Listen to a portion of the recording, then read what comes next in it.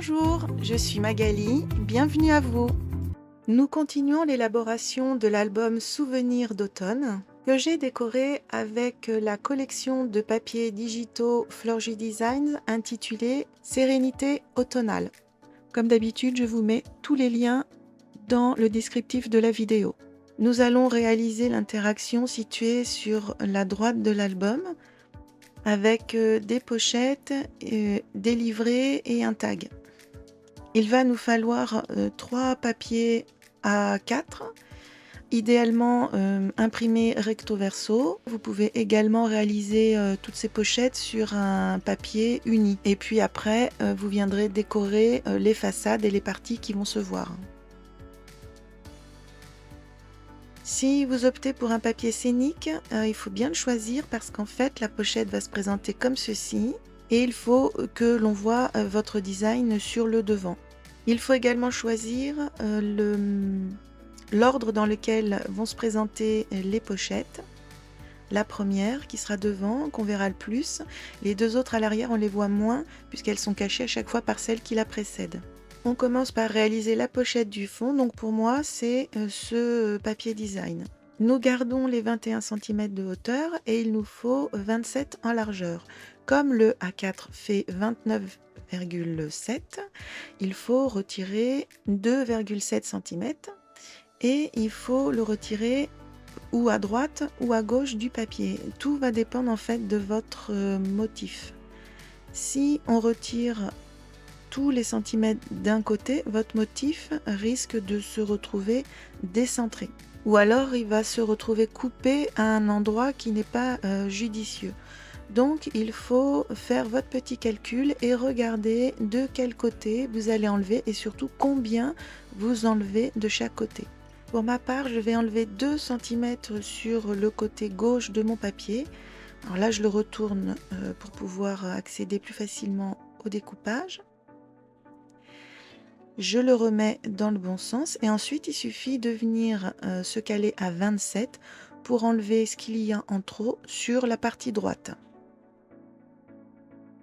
Et au final, on obtient bien un morceau de papier décor de 27 sur 21 cm. Sur les 27 cm, on réalise d'un côté un pli à 8 cm. Alors il faudra à chaque fois le faire du même côté sur les autres papiers. Là, je le fais du côté gauche. Et sur l'autre côté du papier, on fait un pli à 6 cm.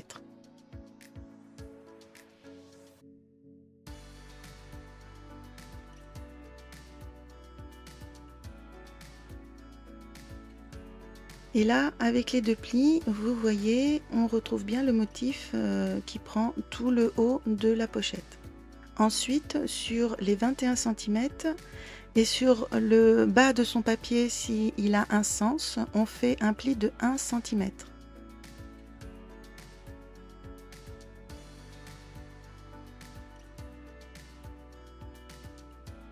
On marque bien les plis.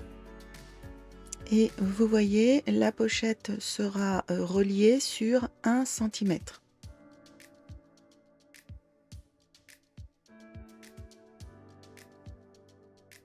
Sur le bas, on vient biseauter au niveau du milieu de la pochette.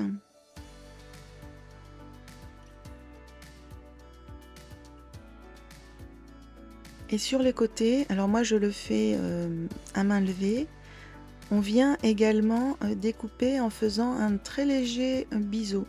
Si vous n'êtes pas à l'aise, vous pouvez très bien sur le dos de la pochette faire un petit marquage en faisant un trait très légèrement au-dessus du pli. Là, voilà, quand je le mets à plat, on se rend bien compte que ça monte très légèrement. On prend son deuxième papier décor pour la pochette du milieu. Elle doit toujours faire 27 de large sur 17,5 de hauteur. Et comme précédemment, en le pliant, on regarde, on détermine les parties que l'on va retirer ou garder. sachant en plus que cette pochette va être grandement cachée par la troisième petite pochette qui viendra devant. Pour ma part, je vais garder toute la partie haute, donc je viens découper à 17,5 en partant du haut. Et pour la largeur, je décide de tout retirer la partie située sur la droite. Puis l'on vient réaliser notre pli à 8 cm en partant de la gauche et de l'autre côté du papier à 6 cm. Le troisième pli sera réalisé sur le bas du papier à 1 cm.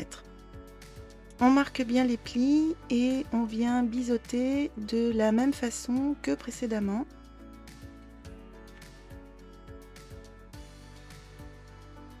Si votre trait n'est pas parfait, c'est vraiment pas grave, tout ceci sera à l'arrière de la pochette, on ne verra plus rien.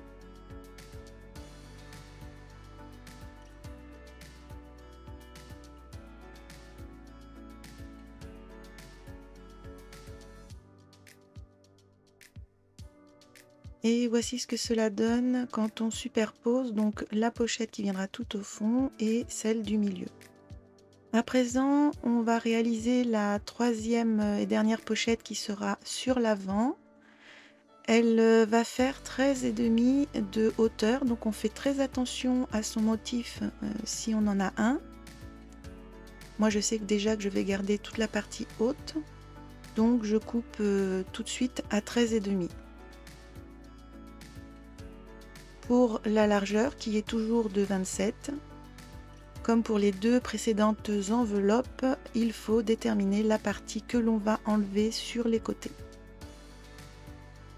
Ensuite, on réalise le pli de 8 cm sur la gauche du papier et le pli de 6 cm sur la droite. Sur les 13,5, on fait notre pli de 1 cm. On marque bien tous ces plis et on vient de nouveau biseauter notre pochette comme on l'a fait précédemment.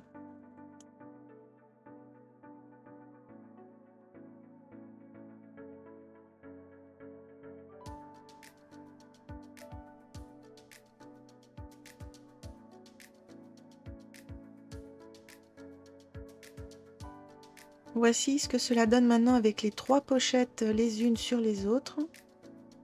Et on va pouvoir toutes les refermer. Alors à l'arrière, il faut déterminer si vous faites votre collage en faisant passer le grand volet sur le petit ou l'inverse, le petit volet sur le grand. Peu importe, mais simplement il faut vraiment que vous fassiez la même chose pour les trois enveloppes. Ça ne va pas du tout avoir un impact sur le fonctionnement, mais simplement c'est esthétique. Faites le test, mettez une fois le petit volet à l'arrière et une fois le grand volet, ensuite vous réalignez vos pochettes et vous regardez par le dessus et vous verrez qu'il y a un décalage de lignes. Alors bon, c'est vraiment pas grand chose, mais moi c'est le genre de détail qui va me sauter aux yeux. Donc si je peux l'anticiper et l'éviter, je l'évite. Je vous montre ma petite technique pour coller sans mettre de la colle partout sur le fond de mon papier.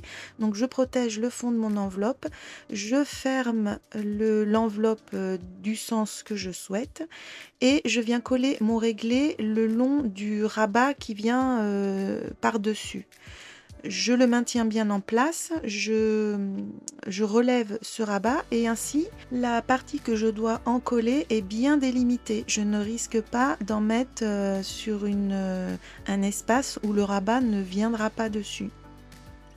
On maroufle bien, on enlève éventuellement l'excédent de colle, il y en a toujours malgré tout un petit peu, on retire la protection et on vient refermer le bas de l'enveloppe. Là aussi il faut faire attention où on met la colle, parce que comme il y a un léger biais, si vous en collez toute la pâte de collage, vous risquez de coller votre enveloppe. Alors il faut mettre de la colle justement tout le long du biais que l'on a réalisé. Un petit peu sur les côtés de la pâte de collage ainsi que sur le bas uniquement et pas, il ne faut pas en coller toute votre pâte de collage.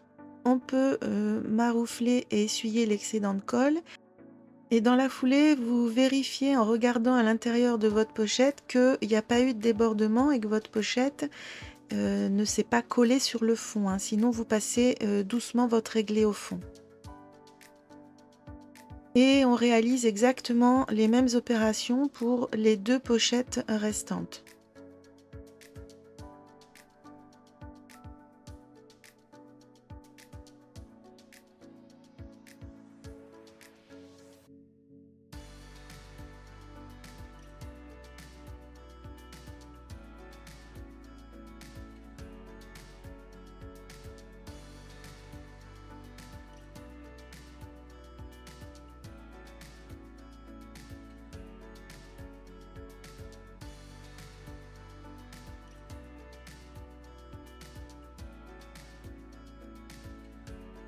On va faire une petite encoche au centre de chacune des pochettes. Donc je commence par la plus grande, hein, peu importe. On vient marquer le milieu avec un petit coup de crayon en haut de la pochette. Et je vais utiliser une vieille pare-faux cercle. Après, vous pouvez utiliser ce que vous souhaitez. Je fais mes petits repères sur l'envers de la pare-faux avec la petite flèche qui est au milieu et les lignes sur les côtés. Et je vais réaliser la même chose sur les 2 autres pochettes. Voici ce que ça donne. J'en ai profité pour ancrer tous les bords de mes pochettes.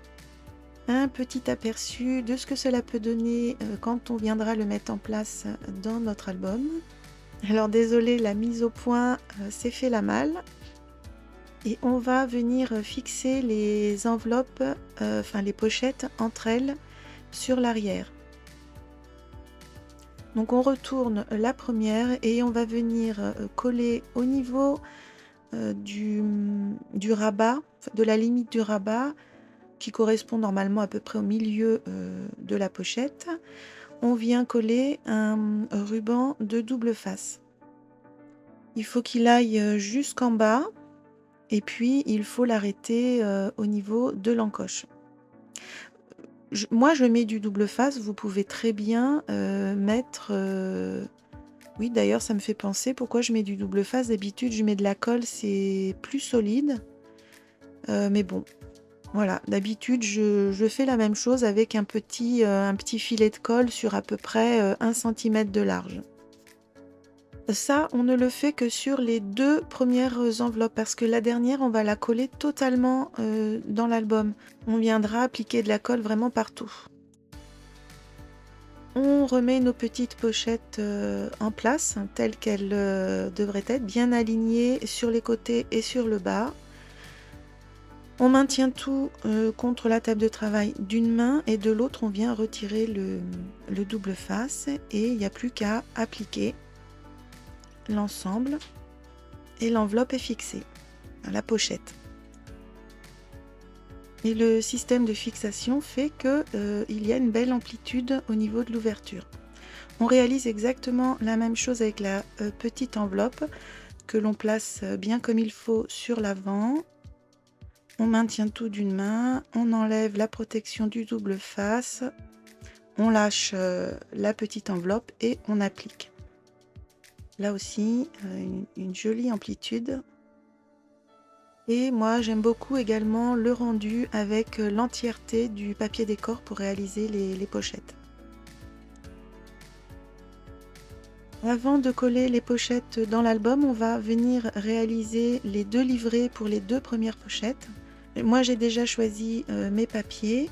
Ce sont des cartes de la collection de Aude. Elles vont être collées en façade et sur l'arrière d'un cardstock classique couleur craft pour moi puisque mes pages seront en papier couleur craft et elles dépasseront des pochettes de 2 cm, pas plus. Pour le livret du milieu, comme je tenais absolument à utiliser une des cartes de Aude, et que mon cardstock est plus grand puisque la pochette est assez profonde, j'ai pensé rajouter un petit bout de ruban sur le bas qui fera un rappel avec mon ruban de fermeture pour venir combler l'espace qu'il y a en trop. On pourrait aussi également rajouter un bout de papier ou alors positionner la carte au milieu du livret et combler avec un papier en haut en bas.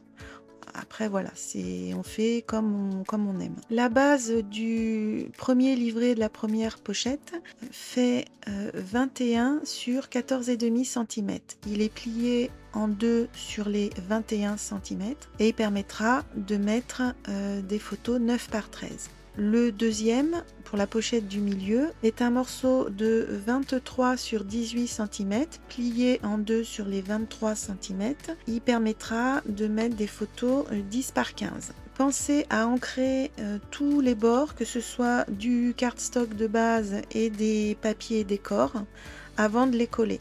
Donc comme prévu, je vais installer un petit bout de ruban sur le bas de mon livret du milieu. Alors c'est tout bête, il suffit de le mettre en position, de repérer la largeur nécessaire et de couper. Pour le coller, idéalement, il aurait fallu de la colle à textile, mais je n'en ai plus.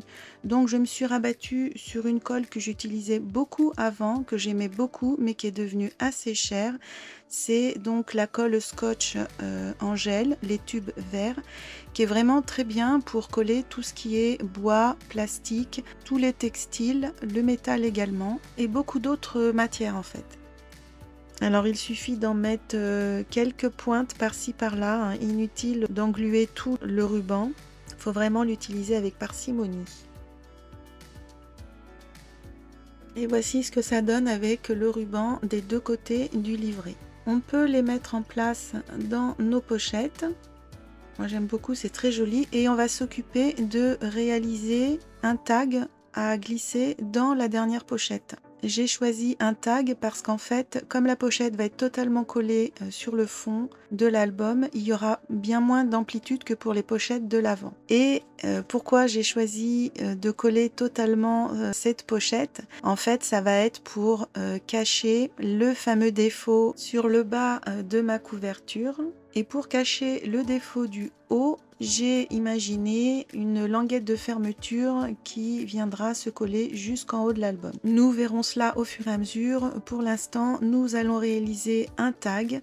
À l'écran, vous en voyez deux parce qu'au départ, je pensais en faire deux, mais finalement, je n'en glisse qu'un à l'intérieur à cause de cette fameuse épaisseur. Il faut un morceau de papier basique, pour ma part toujours en craft, de 11,5 par 21 cm.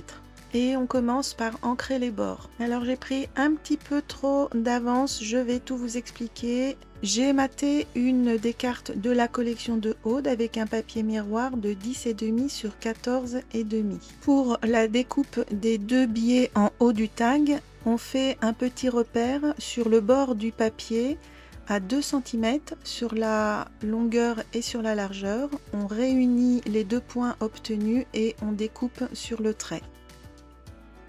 Le haut du tag est décoré avec un papier décor de 10,5 sur 5 cm, un papier tel que celui-ci.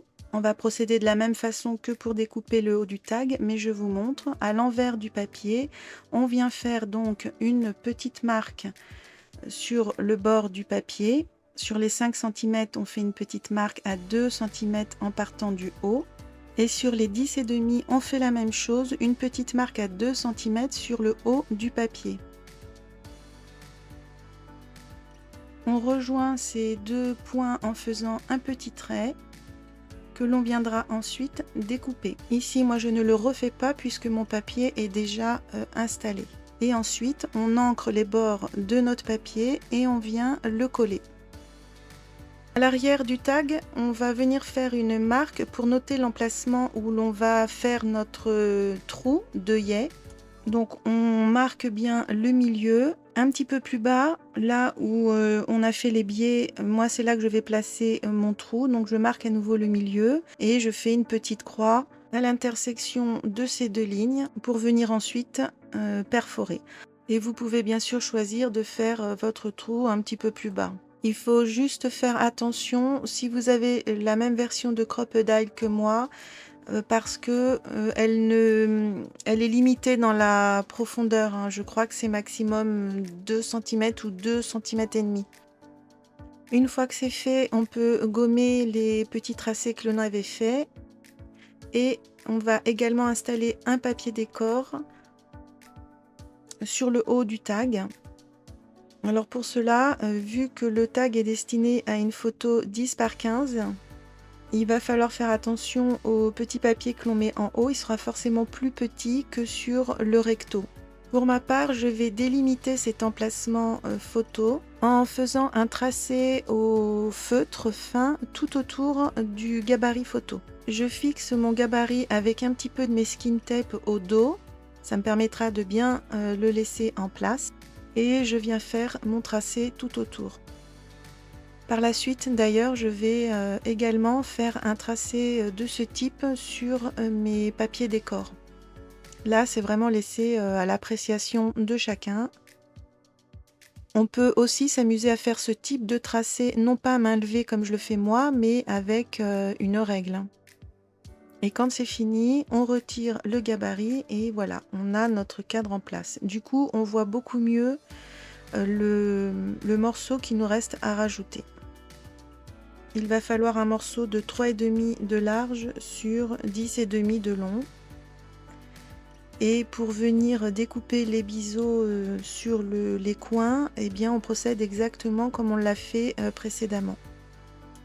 Alors moi j'avais déjà fait les petits tracés tout à l'heure pour vous expliquer comment faire les biais, donc je n'ai plus qu'à finalement enlever le morceau dont je n'ai pas besoin pour venir couper mon papier à 3,5.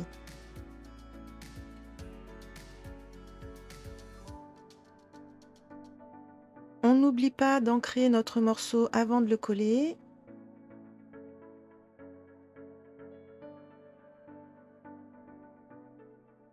Et on vient reperforer le trou en repositionnant la crocodile à l'endroit du trou déjà fait pour pouvoir créer l'ouverture de l'autre côté. Et on finit avec un ruban ou de la ficelle, hein, ça dépend ce que vous souhaitez mettre. Moi, le ruban, ça passe. Par contre, il faut que je fasse un tout petit morceau pour que ça ne gêne pas une fois que le tag sera dans la pochette et que la pochette sera collée dans l'album. Donc ça, il faut faire vos petits essais avant. Le ruban dentelle est assez épais, donc je ne peux pas faire un nœud. Par contre, je vais utiliser toujours ma fameuse colle scotch pour pouvoir le fixer. J'en mets très peu, uniquement aux endroits stratégiques, de façon à ce que mon ruban ne bouge plus.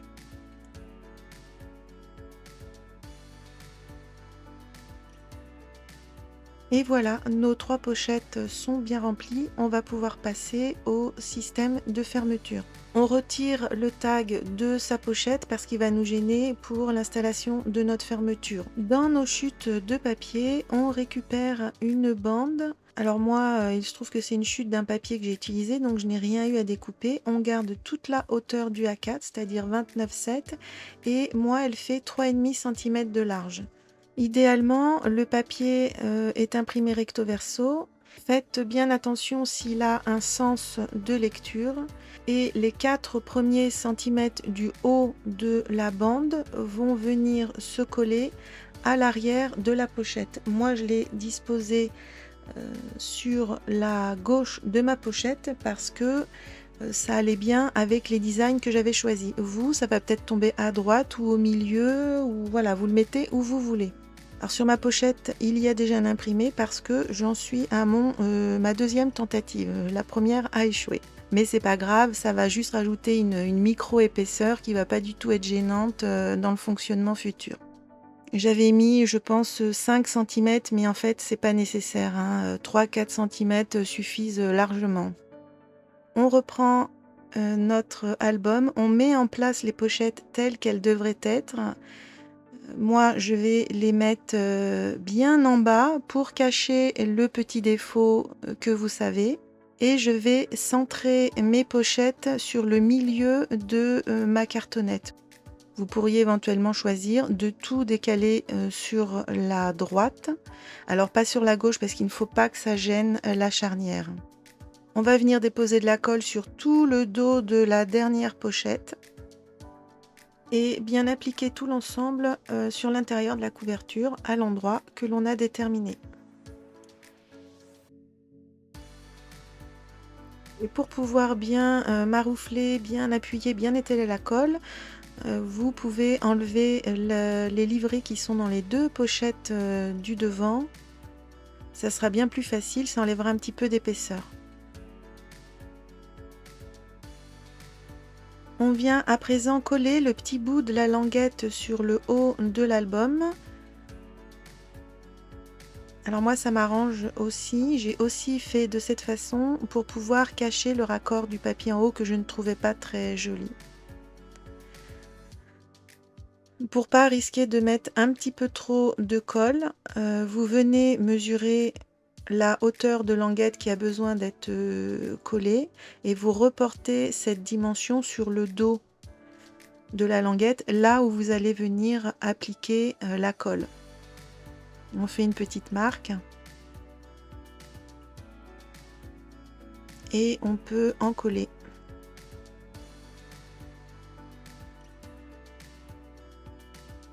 Dans la foulée, toujours avec son réglé, on va venir faire marquer le pli de cette languette qui est censée revenir se rabattre sur l'avant. Donc on se met bien au niveau du... Alors moi mon papier est vert, donc on va dire oui au niveau du... Pas au niveau de la couverture en fait, hein.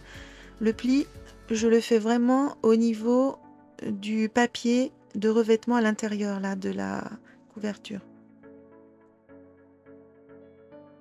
On se met à fleur et on marque le pli.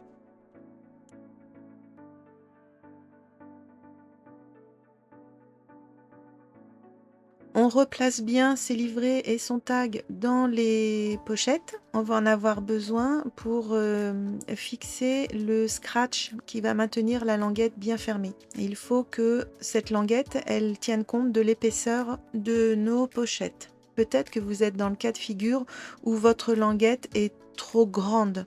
Dans ce cas-là, c'est pas un problème, vous la recoupez à la hauteur que vous souhaitez. C'est pour ça que j'ai préféré ne pas la découper dès le départ et de garder bien toute la longueur, tous les 29,7 cm. Comme ça, vous avez le choix de la mettre à la taille que vous souhaitez. Et une fois que c'est fait, vous pouvez arrondir les deux coins de l'extrémité de cette languette. Pour changer des fermetures aimantées, j'ai préféré un système de velcro avec ces petites pastilles que l'on va venir placer au centre et après la hauteur, c'est vous qui déterminez la hauteur. Faut pas que ce soit trop haut par rapport à la fin de la languette, mais il faut qu'il y ait quand même un petit delta pour que quand on manipule la languette, on ait la place de vouloir prendre l'extrémité avec le pouce sans être gêné tout de suite par le velcro. Donc sous la languette, je fais une première marque à 3 cm en partant de l'extrémité de la languette. Et dans l'autre sens, je fais une deuxième marque sur le milieu de la largeur de ma languette. Et ensuite, on vient poser la pastille du velcro au niveau de la marque que l'on a faite.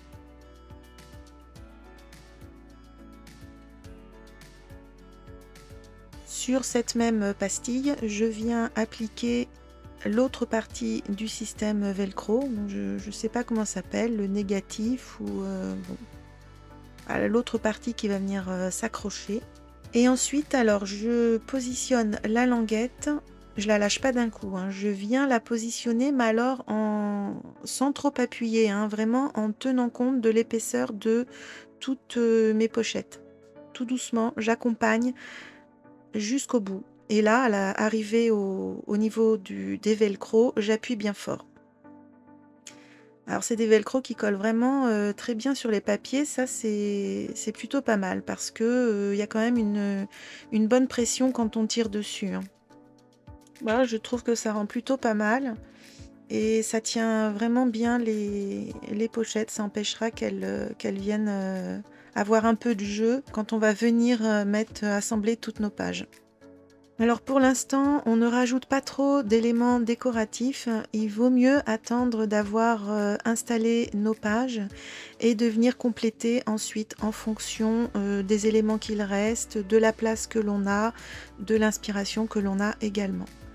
Et on va pouvoir enfin aborder les pages. Voici le papier que j'utilise, donc il est assez épais. Ça indique 200 grammes, mais j'ai déjà eu entre les mains du 200 grammes qui était moins épais que celui-ci. Il est vraiment très bien, il a une très bonne tenue, il est souple, il ne se casse pas, il est bon, vraiment il est bien. On découpe deux morceaux de 14 par 23,5 cm. Sur l'un des deux morceaux et sur les 14 cm, on réalise un pli à 1 cm et 2,5 cm. Je vous conseille de noter au crayon à papier sur cette page le chiffre 1 pour qu'il n'y ait pas par la suite de mélange de pages. Sur le deuxième morceau, on fait un pli à 1 et à 3 cm. Alors ne vous fiez pas à ce que vous voyez à l'écran, j'ai fait cette rectif par la suite. Et on écrit le chiffre 2 sur cette page. On marque bien les plis de nos deux morceaux. Pour chacun, on a donc une patte de collage de 1 cm. Pour l'un des morceaux, on a on va dire un gousset ou un battement de 1,5 cm. C'est notre page numéro 1. Et pour notre page numéro 2, c'est un gousset ou un volet de battement de 2 cm. Moi, sur ma vidéo, je n'avais pas ces 2 cm, j'avais fait un seul centimètre. Encore une fois que j'ai rectifié moi par la suite, donc je vous fais part dès à présent des modifications. On les met de côté pour l'instant. On découpe un nouveau morceau de 12 par 23,5 cm. Sur les 12 cm, on réalise un pli de 1 cm d'un seul côté. Et on va noter sur cette page au crayon à papier le chiffre 3. On biseaute les coins au niveau de cette petite patte de collage. Et on marque bien le pli. On découpe un nouveau morceau de 12,5 par 23,5. Sur les 12,5, on vient faire un pli à 1 et 1,5 d'un seul côté. Ce morceau portera le chiffre 4. On va venir biseauter uniquement au niveau de la petite patte de collage. C'est-à-dire que vous ne touchez pas au petit gousset de 0,5 cm. Et vous marquez bien les plis. Alors parfois c'est plus facile de marquer les plis d'abord et de venir ensuite faire le petit biseau.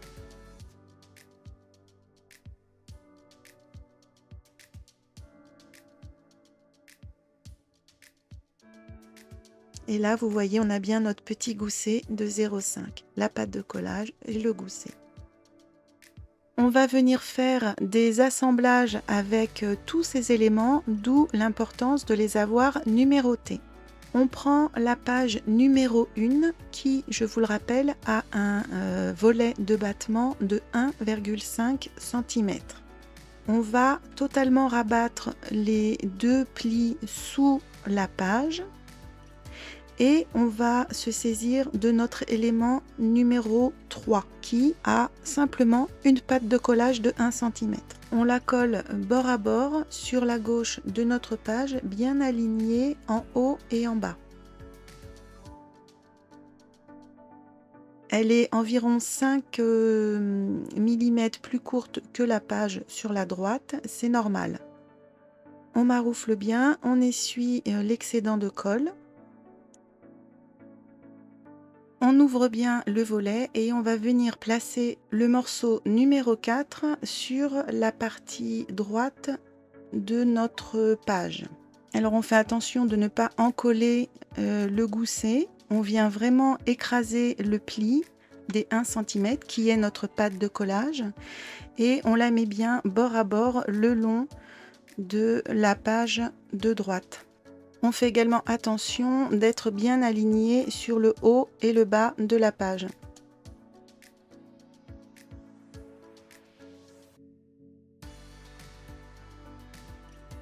On maroufle bien, on essuie l'excédent de colle et ensuite on peut remettre le gousset en forme Et on met tout cela de côté pour l'instant. On va travailler sur la deuxième page. On découpe un nouveau morceau de 12,5 sur 23,5. Sur les 12,5, on fait un pli à 1 et 1,5 d'un seul côté. On biseaute les deux angles de la pâte de collage. On fait attention de ne pas découper dans le petit gousset que l'on a créé. Et on marque bien les plis.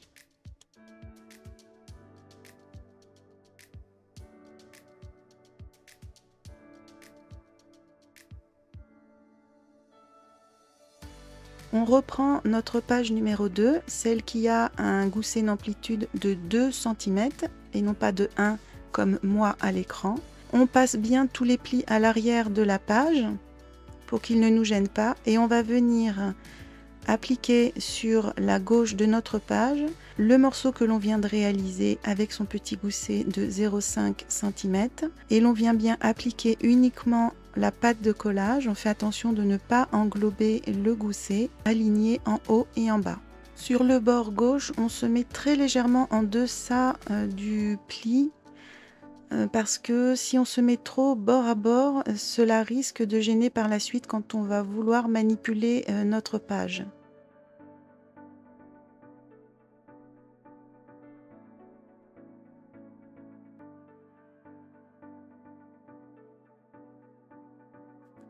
On maroufle bien, on essuie l'excédent de colle et on remet en forme le petit gousset.